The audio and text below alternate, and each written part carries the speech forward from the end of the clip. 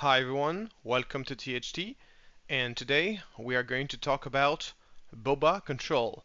So Boba Control is what I believe to be the best hard control deck you can run with Shadow of the Galaxy, and the reason, and during that video we're going through all the different reasons why I think that's the case.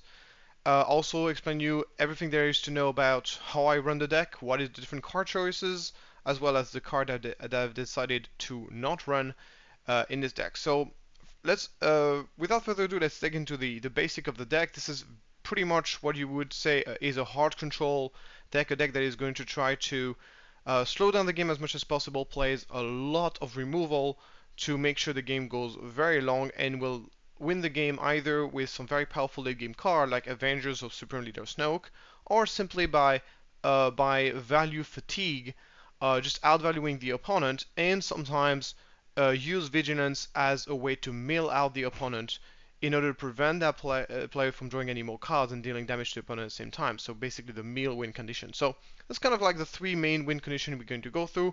Most of the time we either win by fatigue or by milling. It really depends on the situations. And basically the way we're going to be accomplishing this is just by playing just so many removal and controlling everything the opponent does. It really is a very hard control. It's very different from the Krennic decks, the Kira decks you've seen roaming around, which are a bit more mid-rangey, that can be a lot more proactive. This is a purely reactive deck. It's a deck that only solely reacts to what the opponent does, even though there's a few proactive elements to this, which we get into. So people are probably wondering is what is the difference between Boba Control in Spark of Rebellions and Boba Control in Shadow of the Galaxy, at least in the way I run it.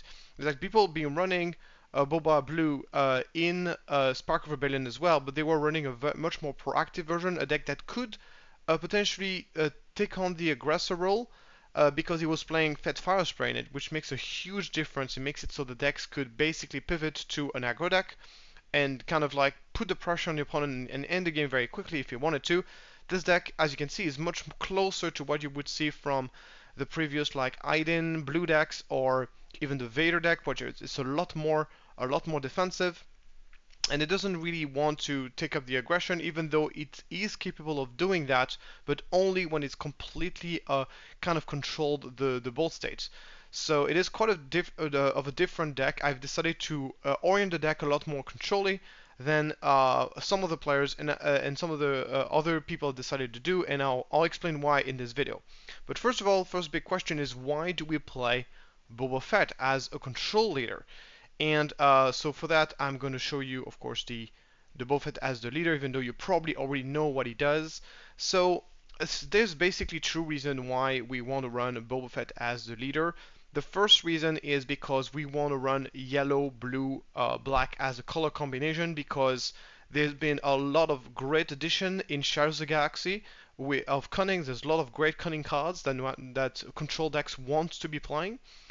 So now really control decks really want to be playing that extra color because it makes a huge difference. The second reason is because Boba Fett's ability is extremely relevant in a control deck, because we are effectively defeating a unit almost every single turn, which means that it kind of does read as a card that simply reduces the cost of your removal, because every time you play a removal, then effectively you get a resource back effectively. I mean, only the first one, obviously, but and this ability to kind of make your removal cheaper is a huge asset for a control deck, because it can allow you to get rid of something and then play something afterwards. There's a lot of very cheap cards that we can run in this deck that can be played proactively to kind of add another thing. It makes it a lot easier to play, and this extra resources does make the deck more fluid, and it is very powerful in a control deck. Obviously, just like any control deck, we're still of course benefiting from the massive body that Boba Fett gives to the table, the 4/7, that is able to come into play, and it's going to be used to sometimes put pressure on your opponent, but most of the time it's going to be used as simply just defeating enemy units, untap additional resources, so we get to play more cards and provide more answers. And another great thing about Boba Fett is that he gets to wear Boba Fett's armor, which is a big deal in this deck that I will explain later why Boba Fett's armor is good in the control deck. even though that is not super intuitive. So that's basically the main reason why we're running Boba Fett. There are of course other alternatives, so mostly Iden and Thrawn. Personally, I think Thrawn, I've been very disappointed by the leader. And I've tried many times. Even made a previous video where I was showing off Thrawn control decks. And despite how many times I try, I still think this ability is very situational. And his body is far less attractive than the one of Boba. So very an ability to know what the opponent has on top of his deck can be good, but it's once again fairly situational whether this information is actually going to be useful to you. Having to write down everything you see. If you want to play the ability properly, you have to write down absolutely everything you see, record everything you see, and that can take time in a game where a control deck is mostly a deck that is already very slow, and you don't want to make this even slower with basically what even slower with a Thrawn. So all those factors combined, I just find Thrawn to not be very attractive. I think Iden, for example, is a much more interesting option. The healing is very, very good. Arguably better than the untap effect in a lot of situations, but both has a much stronger and much better body, and that makes up for that fact, in my opinion. The fact that this gets deployed earlier is also very relevant, especially against aggro. So I have a preference. If I'm going to be running yellow, I have a preference for Boba. You can replace Boba by Iden. There's also the Boba's armor, which I think is a big deal in certain matchup. Overall, I have a preference for Boba, but I think that you can replace Boba by Iden, and it's not going to make the deck a lot worse. I think you're going to have a deck that is fairly similar. Uh, so um, going back to uh, going back to the list. So as you can see, this is pretty much what you would expect. We're going to now go after on the card by card analysis, and we're going to be starting by the removals. So first removal is Greedo. I know it's not a removal, it's a unit, but in this deck it is very much going to be used as a removal because it's a very cheap unit that can trade into the opponent. The vast majority of our deck is going to be non-unit cards. It's going to be the majority of our deck, which means that we're going to trigger the extra 2 damage fairly often, which means that Greedo can trade with things that are much, much bigger than him, and that is very strong. The fact that Boba Fett also allows us to untap resources every once in a while means we can very easily play and just like play a Greedo out of nowhere without much of a cost and add a little bit more board presence in order to help us handle threats against Mirror of Control, against all the control decks. Having a very cheap unit to protect our big units against Power of the Dark Side is also very valuable. So we run 2 Greedos in this particular deck list. Next we got Cloud Rider. So Cloud Rider is a kind of extra copies of Greedo. So I used to be playing 3 Greedos, and then I decided to go for a mix. I went for a 2-2 split between Greedos and Cloud Rider. Having a split of 3-3, I like having a split because those 2 units, even they're fairly similar from one another, they effectively occupy the same role as an early removal that's going to help us stabilize the board in early stage of the game, trade with the opponent Sabine, trade with the opponent Battlefield Marine. And Cloud Rider has the advantage of having ambush, meaning that you don't have to wait an entire turn to be able to use it. You just play it and it just trade right away with the unit. Obviously, it does cost more, which is relevant because, as I said, the ability to untap resources with Boba will allow you to play Greedo very easily. Cloud Rider a little bit less so, and it doesn't have the potential to deal 2 extra damage. But overall, Cloud Rider is still, of course, very good in some situation. I like to have a split between the Greedos and the Cloud Riders, so then I get to choose which one I want depending on the situation. I do not run the full play set because then you end up running too many cheap units, which is not good for an aggro deck that is supposed to get the advantage in the late game. Other removal, Entrench used to be an all-star in control decks. Now it's been replaced a little bit by Frozen and Carbonite, which is the preferred options most of the time for control decks, as if it costs only 1 more resources and prevent the unit from attacking at all, which is very good. Entrench, we still do play some units. Entrench is going to be pretty much try to be like mostly against space unit because we barely play any space units. So Entrench is basically kind of a better Frozen Carbonite for space units specifically. So obviously Entrench is still very good. A bit more situation than it used to be. That's why we only run 2 of them. because we do run quite a few units in this particular deck compared to maybe some of the control decks we see. So entrench can sometimes backfire on us, but as I said, we're going to prioritize playing this on space unit. Obviously, you can play entrench on your own unit every once in a while. This can be a good option sometimes, but not that often. But still very situational. But it's a very good card. We have two of them. Then we'll talk about the Frozen Carbonite, of course, a new card from Shadows of the Galaxy. Just a straight up removal. This card is so good because it gives access to more removal, basically. Comes into play, exhaust enemy units. Just incredibly powerful. Basically, exhaust unit. It deals with units of any size, assuming what you care about the unit is not the ability, but the stat, which is often the case. There's just most of the units in Star Wars Unlimited right now are relevant for their ability to attack you, not for their abilities. So it's really the downside is really not that big of a deal. Cannot deal with leaders, so and it kind of is a counter synergy against Power of the Dark Side. So that's why we're going to be prioritizing playing Power of the Dark Side first, and then later on in the game playing the Frozens and Carbonites. But once again, having the redundancy of having more early game removal makes our early game more consistent, as opposed to mono blue Iden deck that you used to see in Spark of Rebellion. Those decks were fairly inconsistent in the early stages of the game, might not have the removal in the early game. With this deck, we very often between the Cloud Riders, the Frozen Carbonites, and the Power Dark Side, very often we're gonna have that removal. That's super important. Obviously, Power Dark Side. Let's not. I don't have to introduce this card. The most powerful single target removal in the game. A bit worse in Shadow of the Galaxy than it used to be because it counter synergized with Frozen Carbonites. But as I said, if you play things in the right order, it is rarely a major issue. There are also more counters to it in the current game, with notably TIE Phantoms. But at least once again, it's not the only removal we run. So if this one is disabled, we have other options anyway. So it's okay. Just, of course, still an incredible card. This should be run in every single deck.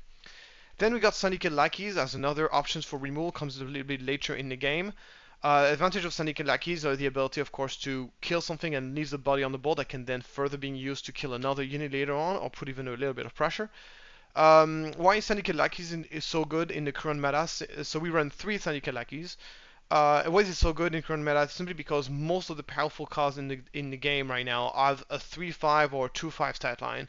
So we're talking about DJ, Tech, obviously the Boba Disintegrator, Cassian, which is an incredibly strong card against control because of his ability to come into play ready and be played from the smuggle.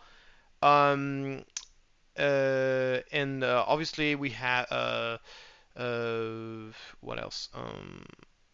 I think there's also Kira, like the Kira unit. There's just so many good 3/5s or 2/5s in the game right now. Makes Syndicate Lackeys incredibly effective. Come to play, kill those guys, and survive the attack. Is just very strong. So Syndicate Lackeys is just extremely well positioned in the current meta.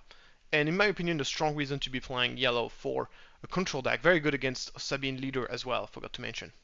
So just a very solid card. Next we got Fel the Dragon, which is another new removal from Shadows of the Galaxy. Allows us to deal with large threats for a relatively cheap price. There's a lot of very strong late game units in the new game with Crater Dragons, Snoke. Very powerful late game threat. We want to be dealing with them. Fel the Dragon is going to be the way to do that. We run 2 of them because it's a little bit situational. River's Fall is obviously the catch-all removal that is also strongly is very powerful for control deck. The ability to kill a leader, and leader no matter how many upgrades it has on it is just incredibly impactful. We run 3 River's Fall because I believe this catch-all, this flexibility is incredibly relevant in a control deck. Then we got, of course, Vigilance, which is going to be at the same time a removal that can deal with a small unit and heal the base at the same time. So it is out of aspect, so we're going to be paying 6 resources to play Vigilance, but being able to kill an enemy unit and heal the base at the same time is extremely relevant against aggro. Having a ways to heal the base significantly is just extremely important in control deck in general, because even when we manage to stabilize the game, we still need to put a way to give ourselves out of range of direct damage. Sometimes given a shield is relevant, but most likely it's going to be either defeating a unit, healing the base, and or using the mill. If we feel like we are feeling comfortable in the healing, we can just mill the opponent, and that's going to give us, if we are expecting a victory by fatigue, it's going to give us, bring us closer to that fatigue stage where we get to win the game. So I believe vigilance is just incredibly, still incredibly important. Obviously, it is our main way to win the game against other control decks.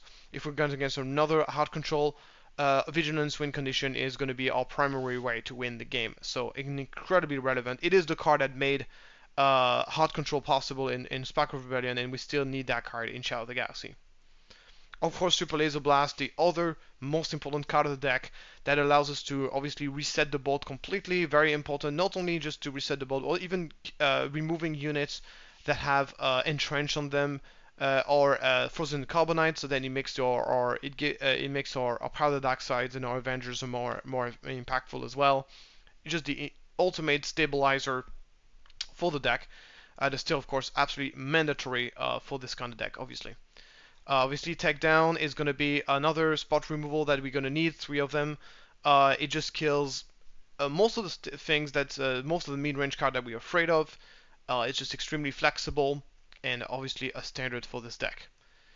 So now we talk about a bit more of the value card. So basically, whenever you're playing a control deck, answering your opponent's threat is not enough. You also need a way to get yourself an advantage in terms of card advantage, in terms of values. This is where the smuggle cards are going to come in, and this is definitely the area where control decks in Spark of Rebellion were kind of lacking.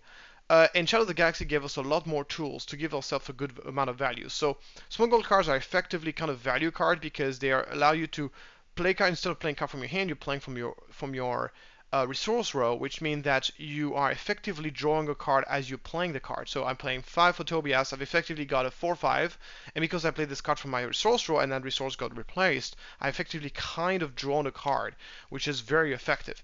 Once Tobias is in play, is a very relevant body that can come into play, that can attack enemy units and kill them, and then it also has an ability that allows you to exhaust enemy unit as we are playing non-unit cards, which you have plenty of in our deck. So it is a very good tool that when we are running out of card, when we're running out of gas, give us a way to get back into the game and something to play. Another cool thing as well is that sometimes we run in situations where there's nothing to answer, and this gives us the option of having something that is proactive without taking space in our hands. So we can just resource that card very early on, and then later on in the game we know that we're going to have a way to play this card for its smuggle cost, something proactive that will put pressure on the opponent without and not at the expense of our answers in hand, and that is just extremely relevant. So I found just smuggle cards to be smuggle units to be. I mean, obviously smuggle removal would be even better, but there's no any smuggle removal so far in the game. So, but just smuggle cards in general is just very strong in control decks. It is very strong against control deck, but it's also very good in for control deck themselves. Bounty Hunter Crew is another great late game tool to get redundancy and to get value. It is at the same time it is a removal because it's a 4/4 ambush, and also allows us to return an event back into our hand. So it's going to be good in any grindy matchups, but it is probably one of the most important cards in the deck against other control decks. We saw control decks even running out of aspect Bounty Hunter Crew because it was so good in Mirror of Control, the ability to get back the visions back into your hand after they got discarded or after they got played. It's just extremely relevant. And Bounty Hunter Crew is an absolute 3 of, in my opinion, one of the biggest reasons to be running a cunning deck because it gives us such a powerful late game. So obviously it is mostly relevant in the Mirror of Control, but I think it is still very good, a very good kind of way to get value against almost any other deck. Lone Pike is going to be our other smuggle card, very similar to Beckett. It just is the same cost for 5 for the smuggle cost, which is we're going to be playing those cards for the smuggle most of the time because it's really the way we get value out of them. And I love this.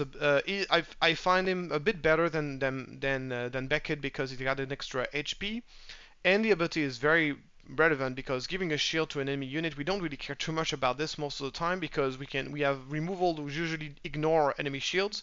However, giving a shield to our Lone Pike and keep that Lone Pike in play, or even giving shield to our powerful units like our Snokes or Avenger can be extremely relevant, and to keep them on the board and keep adding and keep killing units. So basically, Lompike can just keeps on attacking and killing units one after the other without taking any damage, but just shielding himself every time it attacks. And something that's very cool is like we can actually play Frozen Carbonites and then attack with Lompike and just give the shield to the person who got frozen in Carbonites. So we can give that unit, keep giving it shield, which really doesn't make any difference, and keep shielding Lompike every time it attacks. So I really find Lompike to be particularly good. So we're running a 2-2 split, so 2 Lompikes, 2 Beckets in the main deck, and we got an extra Lompike in the sideboard. For specifically useful against decks that are a lot of discard. We'll talk about this more in the sideboard plan and the different matchups, but basically give us a lot of resiliency in terms of like the ability to just if opponent just attacks, it's constantly attacking our hands and discarding our cards. Well, having smuggle cards is just going to be a way for us to get some value back and to be able to be proactive and do something despite that. Next, we got the most important draw engine in the deck. It is Enticing Reward. This card is absolutely incredible. The only inconvenience of Enticing Reward is like it needs to trigger on a non-unique. If it triggers on a unique, it becomes a lot worse because you have to get rid of one of the cards that you drew. But on a unique unit, is absolutely incredible. Get 2 cards. It's basically a draw 2 for 1, but then it's draw 2 out of 10 cards. So it's not only is card advantage, it's also card selection, which is incredible in every single matchup against our control. It will allow us to fetch our important vigilances, our vigilance and a bounty hunter crew to go for the milling plan. Against aggro, it searches for our way to win life with vigilances or even for a super laser blast. Just an incredible card in my opinion. I mean, obviously there's a bit of setup to make it work, but that setup is relatively easy because we have so many removal in the deck. So Enticing Reward is just a perfect bounty for a control deck. And the fact that we're running Boba also makes it so we can relatively easily just ready resources and then play an Enticing Reward fairly easily without too much issue. So the cost is almost irrelevant in a lot of cases because we can very easily get just an tap and extra resources with Boba and just play an Enticing Reward. It's just a very good card. So now we'll just talk about our late game tools, or basically the card we're going to be dropping in the later stage of the game to kind of like lock the game. So perfect example of this is Avenger, of course, a classic from Spark of Rebellion. Once we wipe the board with a Super Laser Blast, once the board is relatively empty, you drop an Avenger, and it's just going to keep killing units every turn as they come out. And also as well as putting a clock on the same time. Just a very good finisher for the deck. It's not good in every situation. You need to have the situation being relatively stable, but if there's one deck that can utilize Avenger, it has to be a control deck that plays 3 Super Laser Blast. Just an incredible card for that in that specific purpose. Another option for a new finisher that we got from Shadow of the Galaxy is obviously Supreme Leader Snoke. This card is it's in the situation where kind of Avenger is very good in an empty board. Supreme Stock is very good in a very wide board, especially against decks that don't have a lot of removals, or have removals like Ambush Unit that relies on units to be able to attack them. In which case, Supreme Leader Snoke becomes incredibly difficult to kill, and as long as it's in the play, units becomes don't really deal enough damage, are much easier to kill. Very small unit have 2 health, just straight up die right away or can't be played. The card is absolutely great at locking the game out, and this is probably one of the biggest upgrade that control decks in general got from Shadow of the Galaxy, because this ability to just like lock the game out as it comes out is just incredibly impactful. And it gives us a lot of time, and also of course represents the threat by itself. Just Snoke is absolutely amazing. It's not good against every deck. There's decks that just very easily can kill it. But it is a very good options to have between Avenger, Super Snoke. They just basically complete each other very well as proactive late game threats that we can play. Then we got a couple of what I like to call silver bullets, so cards that are not amazing against everything, but in a very specific matchup in which they are good, they're going to be amazing. And a good example for this is obviously Boba's armor.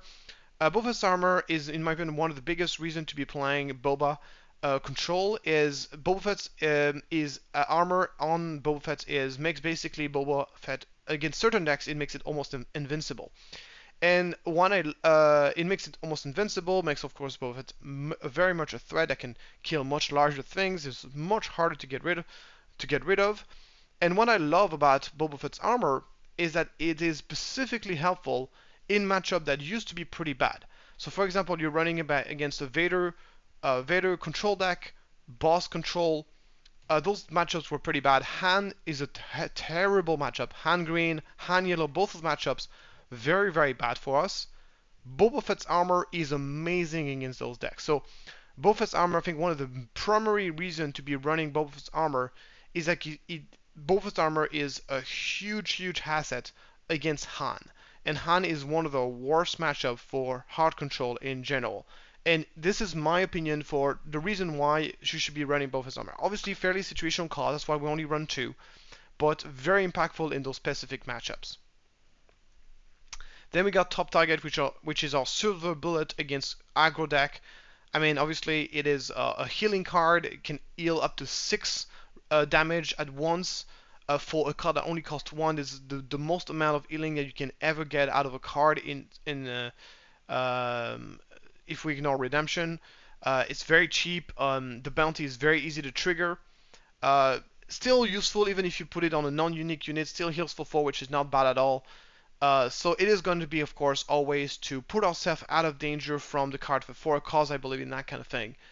So I really love top targets. I find it much better than the client, and I'll talk about the client later in this video.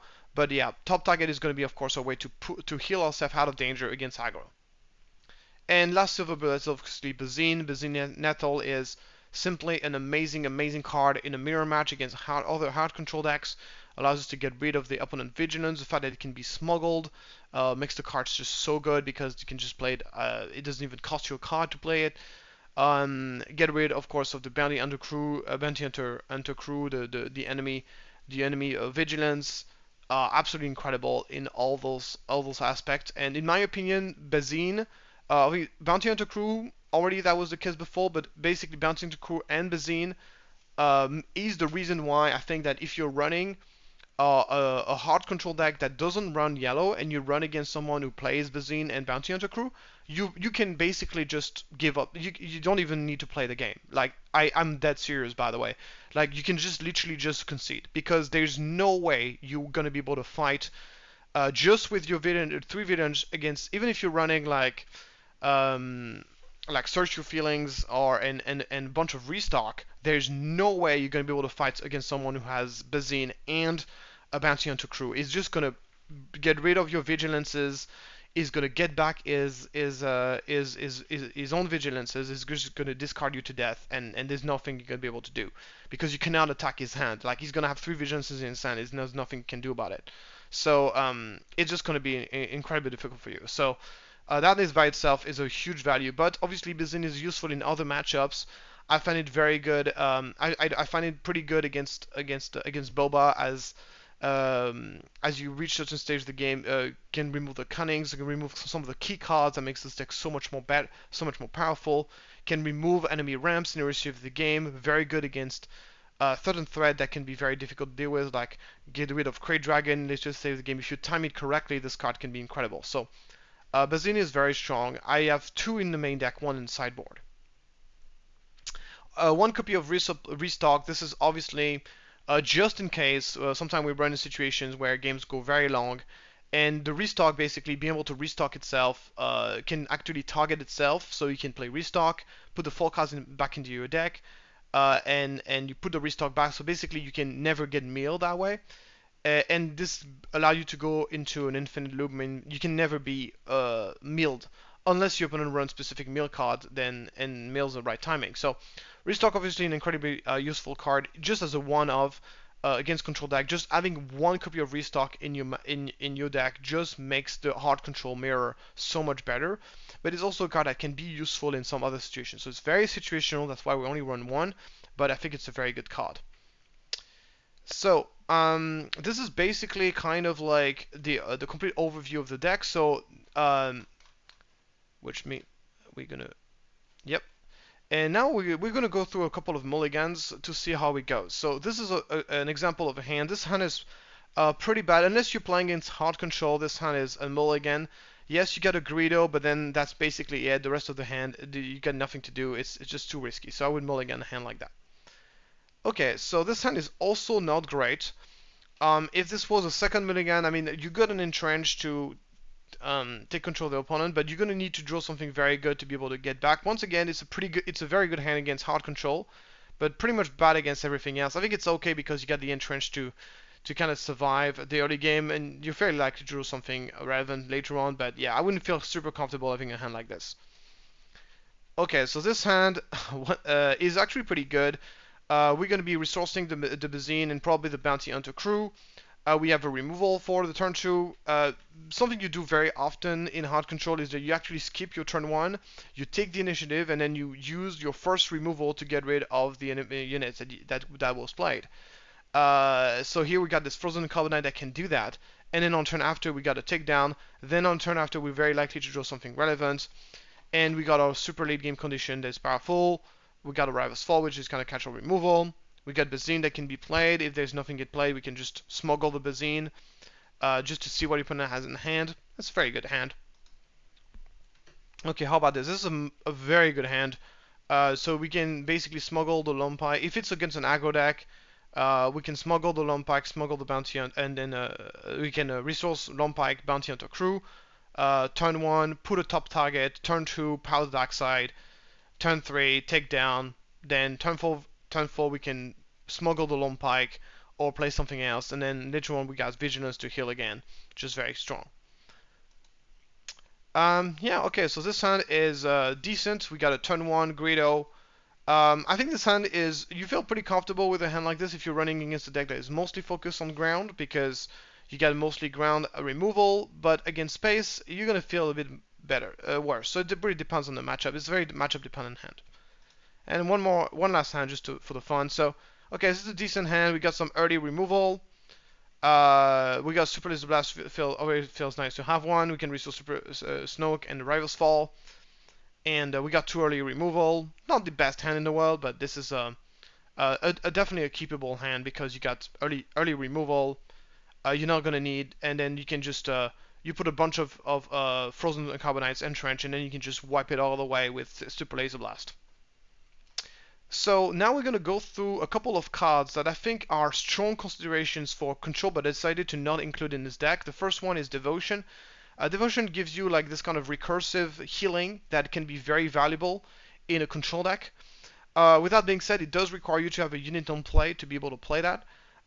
So it can be a little bit situational. So I think it's not bad against control, aggro, but personally I would rather just play more copies of Top Target. I didn't feel like I needed more healing. But it is something that you can consider if you want to improve your matchup against aggro. If you want to have more healing, Devotion can be a good card.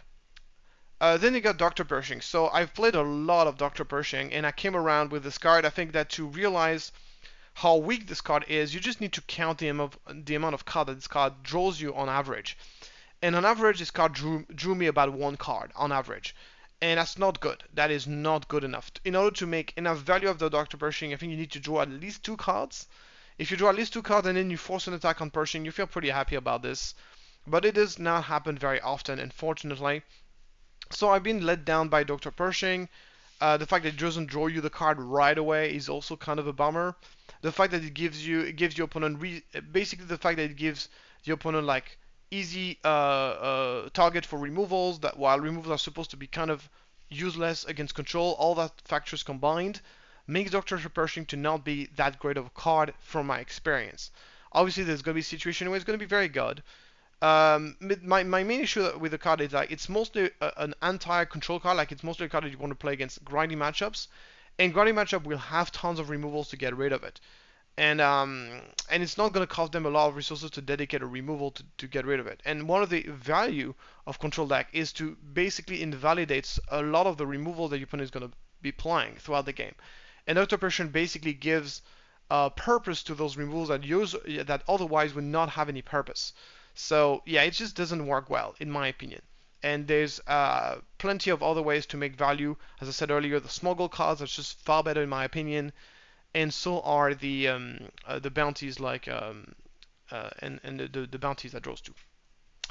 Inferno 4 is a card that I think was quite good because I think the look at the top two when we order those cards is a pretty good effect in an aggro deck. In a control deck, the problem is that the 2/3 body just doesn't do anything most of the time. So I just prefer something like a Greedo or um, um, I think having cheap units is very good against control because it can absorb Spiral Dark Side. But I think that for that purpose, I would rather just be playing Greedo or Wind Rider as kind of like cheap units because those actually do kill things and do actually help you stabilizing the game in early on. And Inferno 4 doesn't do that, unfortunately. No Good to Me Dead is has been a strong consideration. The problem is that if you're running a card that are just temporary answers, you're going to be doing card disadvantage, and this is exactly what this card does. And card disadvantage in a control deck is a no-go because you just basically save time, but then once the time is up and the unit is ready to attack again, then you're left with one less card of your opponent, and that's not something you want to do in a control deck. So I found the cards to be quite bad in control, generally speaking. Even though there's a situation where you wish you had one, I just don't like the unit most of the time. I just don't like the card most of the time. The client. So the client is probably going to be a surprise for a lot of people to not see the client making it to the deck. And the reason why I don't like the client is because I find him to be quite difficult to use. Basically, what happened is that in order to be able to kill a unit with the bounty of the client on it, you of course need to let that unit attack you first because you're going to be using clients and then you're going to use a removal. So you're actually not really healing. And if you didn't do that, you could simply just use the removal right away, prevent the unit from attacking you. So you're not really healing 5. You are basically healing 5 minus the amount of damage that you took from an attack that you should not have taken otherwise if you would have just simply played the removal right away. So that's the first problem. The second problem is that the client, when it's drawn any, if you can play this card on turn 3 or on turn 4, it's pretty good. But if you play it any later than this, it starts to become very, very slow because you play it after you wait an entire turn to start actually healing from it. So I just find the card to be too difficult to use, generally speaking. Once again, it's another early game unit that gives purpose to the opponent removal. That's another thing I don't like about it. So overall, I just don't like the client. I much prefer top target as a way to heal significantly because I can play it, then use the removal. I can play it on the turn before and then use the removal after to kill the unit. It heals for more. It is cheaper. It does serve the purpose of healing a lot better than the client does, in my opinion. Waylay, I don't like Waylay for the same reason as I don't like No Good To Me Dead. Is it basically a removal that does card disadvantage? Obviously, there are situations where Waylay is excellent, but that's going to be fairly situational. It is card disadvantage in either other case, which is a big deal for hard control deck. Lucian Charleston, I love the card, but unfortunately, we do not play enough blue card in this deck to make Charleston consistent enough. We play actually quite a few yellow cards. A lot of the great card that was brought from Shadow of the Galaxy that improve the hard control decks are yellow effectively. So, Search Your Feelings, I don't think there's any reason to play this card anymore. This card, the purpose of this card was just to get extra recursion to get your vigilances. Now, especially if you're playing Bounty Hunter Crew, you really don't need. It's a much better way to give recursion to your vigilances because it only costs 2 more and it gives you a 4/4 body on top of that. Any other codes? And once again, with Bazine plus Bounty Hunter Crew, you are usually going to be good enough against other hard control deck. And it's not like hard control is like a very popular archetype at the moment in the Shadow of the Galaxy meta, but this might change very soon. Next we got Bosk. Bosk is not bad, but simply in the current stage of the game, um, uh, Sonic and Lackey is much better because there's just so many units with 5 health that are very big dangers. Say that Tech, DJ, um, and Cassian, all those units that have 5 health, Bosk just doesn't kill them. So Sanikalak is just incredibly so much better than Bosk in the current meta. And that's not only true for this deck, by the way. Vanquish is another good removal. Right now, I'm mostly leaning towards playing a lot of Rivals Falls and Slay the Dragon, but I think there's a world where Vanquish could be better. So you could decide to go for a mix or decide to go like me when I went 3-2. So Vanquish is playable, but I haven't felt the need to have it. Fat Fire Spray is one of the big one that I'm missing from this deck. So I started playing with Fire Spray. Actually, the first iteration of this deck had a Fire Spray in it, and I just realized that Fat Fire Spray unfortunately works completely against what the deck is trying to achieve. Fat Fire Spray is a very aggressive card. The deck is really defensive, really reactive. So obviously there's some rare situation where being able to kill your opponent faster with Fire Spray is very relevant. And sometimes you can use Fire Spray as sort of a 5-6 ambush, also as like kind of a 5-6 ambush, but even in that role is not particularly good because then you don't get to attack right away. You have to play it first. Your opponent has a chance to attack before you do. So Fat Fire Spray is really at its best as just a way to put extra pressure and finish the opponent. And that's not really something we're needing in this deck. It is very rare that you get to do that. So from my experience, every time I was drawing a Fire Spray, I was basically resourcing it. I just didn't need it. That card. It just goes because he plays against what the plan of the deck is going to be. So you could argue the same about Lompike and about Lompike and Beckett, but Beckett are ground units, therefore they are far more likely to be able to attack other units to kill them, while Fire Spray is very rarely going to have other units to attack against. And they are far cheaper because they don't require a card. You don't need to keep them in your hand to be able to play them. You can just resource them and play them. If Beckett and Lompike did not have bounties, they would simply not make it to the list at all.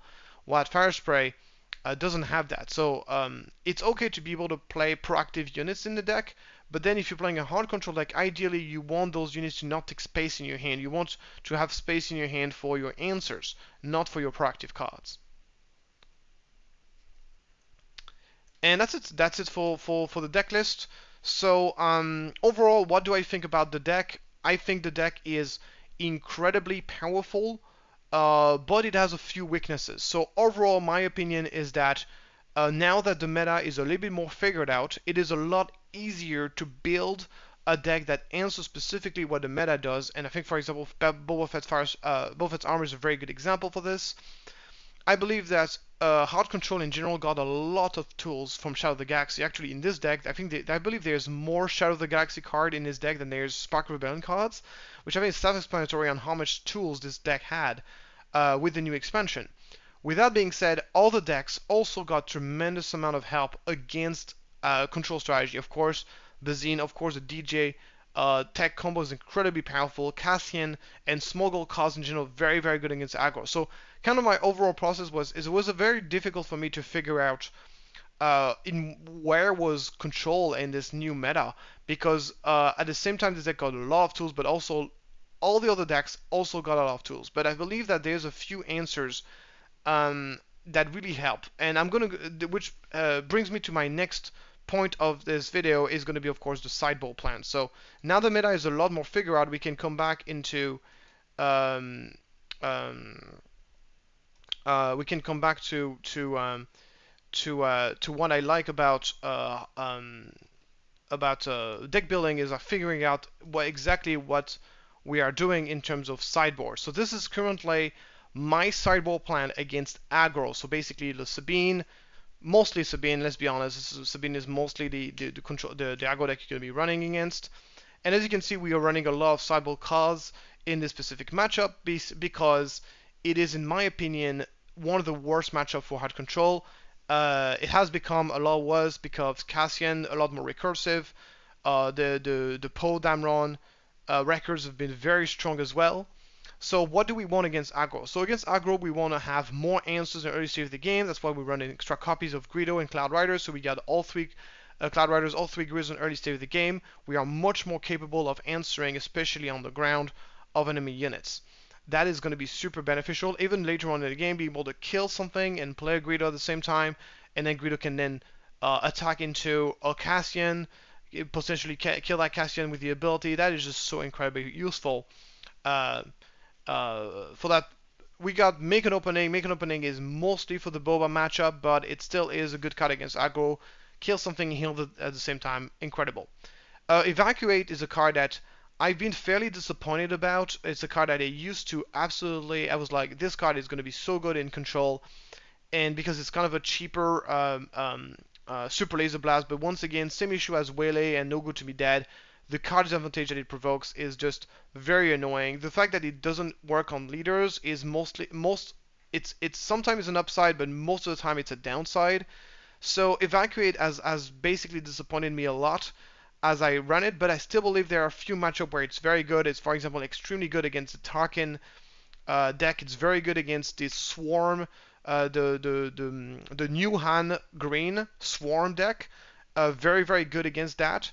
Um, very good against the Tarkin, and it's also very good against Sabine because it comes into play earlier and gives you a lot of breathing room. Um, and gives you a lot of breathing room to be able to kind of stabilize and kind of lock the game out, especially if you are going to be following up with a Supreme Leader Snoke and stuff like this. So you need to have something. So it's fairly situational, but I feel like the card can be very good in some situations, and just the fact that the opponent knows that this card exists and has to kind of play around it, and just the element of surprise can make this card very good in those situations. A third copy of Top Target, we're running 2 Top Targets in the main deck, so the third one is there to have extra healing, and then Supreme Leader Snoke, because Supreme Leader Snoke is the ultimate late game card against aggro, much better than Avengers. So we are obviously going to get out Boba Fett's armor. It's not terrible against aggro, but it's obviously not great, because pull down round just get rid of it, and that's a bit of a shame. Restock, of course, useless in aggro. Avenger, way too expensive. And Bazine, the discard that is not really a discard, doesn't really do much against aggro. So then this is our sideboard against Boba. So one of the things with Boba, especially Boba Yellow, is like Boba have now a lot more hand disruptions, which makes it that sometimes can be a problem. I still think so. I still think Boba is a very good matchup for control, and I think a strong. If you expect a Boba filled with a lot of Bobas, you're going to feel very comfortable playing out control, especially since more and more Boba yellow players are usually placing their entire control cards in the sideboard. You're going to see most of the TIE Phantom, the TIE Phantoms, and the Body Rooks are most likely going to be in the sideboard. And not in the main deck. So that means that in the main deck, Boba Yellow becomes a very easy matchup. After sideboard, it becomes a lot more difficult, but far from unwinnable by any stretch. Like it's actually still a very good matchup after sideboard. So we got a couple of sideboard, of course. Make an Opening. It's very good against. It's going to be our answer against TIE Phantoms. Very good, of course, against 7th Fleet Defender, the Crafty Smugglers, all the shielded units that are a little bit annoying to deal with otherwise. And Lone Pike is going to be some extra small gold units. Small gold units is very strong against anything that has a lot of hand disruptions, and Boba Yellow has a lot of hand disruptions with those body rogues, those cuttings and stuff like that. Bounty Hunter Crew is just a little bit too slow in the matchup. The 4/4 stat line is horrible against control, and usually the games don't go long enough for us to really care about Bounty Hunter Crews too much. But just a bit of a slow card in this matchup. Restock is also way too slow as well. So next we are going to have this is our sideboard against control. So I'm talking about soft control deck like the Kira deck, the Chronix. Usually those are good matchups because they're not really fast enough to kill us, and we can stabilize the game fairly easily against them. And then as the game goes longer, we simply have to mill them to death or just outvalue them. We have tons of ways to do that. So yeah, usually we're going to be winning by milling. That's why we need our restocks. Get an extra Bazine, obviously very good to get rid of their super powerful late game card. Don't pack very good against grindy matchups, the Supreme Leader Snoke, and Avenger just more late game in general. Cloud Riders not useful, depend again what we're playing against, but most likely not very useful. And obviously the healing from Top Target not very useful. Next, we have a hand. So this is a sideboard that is valid for hand yellow, hand green, but also the new hand blue. So the young hand blue. This is exactly the kind of sideboard that we want. Fairly similar that against out control. To be honest, we have Supreme Leader Snokes and Avengers are incredible against hand because hand yellow doesn't run hard removal spell, hand removal, and so doesn't have really any ways to deal with them. You can just bounce them pretty much. That's all you can do. And as long as those guys are in play, the young hand is going to have an incredibly hard time dealing with those guys. Just very, very powerful cards in general. And then Bazine allows us to get rid of specific cards. And then Lone Pike is very important. Smuggled units in general are very important against hand because of the amount of hand disruption the deck has between Spark of Rebellion, Body Rook. Absolutely very difficult to deal with.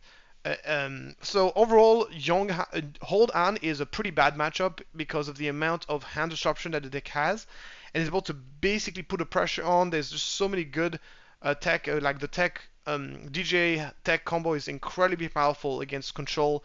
Tech in general is very good against control. Han has just so much going on against control. It's a bit overwhelming. It's not an unlosable match. It's not a losable match. An auto-loss matchup by any means, but and the smuggled units like the Beckett's and Lone Pike are tremendously helpful because when an opponent has stripped down your entire hand, having access to those smuggle cards is so useful. So we have game against them, and once again, those super late game units like Avengers, Supreme Leader Snokes are still very strong against hand yellow, but it is definitely a difficult matchup. New Hand Bloom is a much easier matchup. Yes, they still have hand disruptions with pillage and fourth throw, but once again with our smuggle unit becomes a lot easier, and the fact that it's not selective discard makes it a lot easier to manage.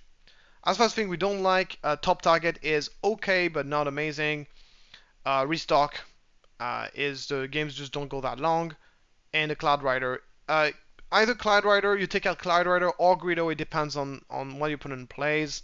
Sometimes, for example, plays a lot of like stuff. It really depends on what kind of unit early on they play. But one of the two is usually what you would want to remove.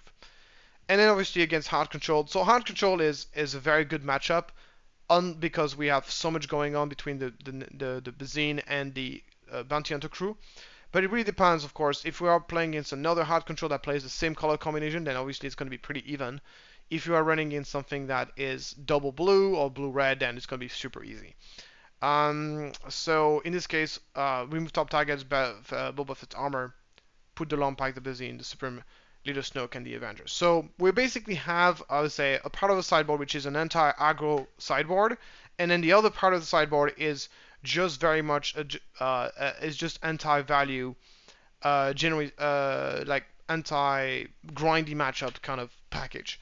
So this is kind of how we balance those out. So anyway, thank you so much for following this video. I hope you enjoyed it, and I'm still on holidays, but I'm going to be back on track within a few days. I'm also going to get a new microphone. That's going to be awesome. And obviously, I'm going to be casting this tournament that's going on in 2 weeks. I'll let you know when that happens. And if you like the video, please like and subscribe. And I'll see you next time. Thank you so much, and bye.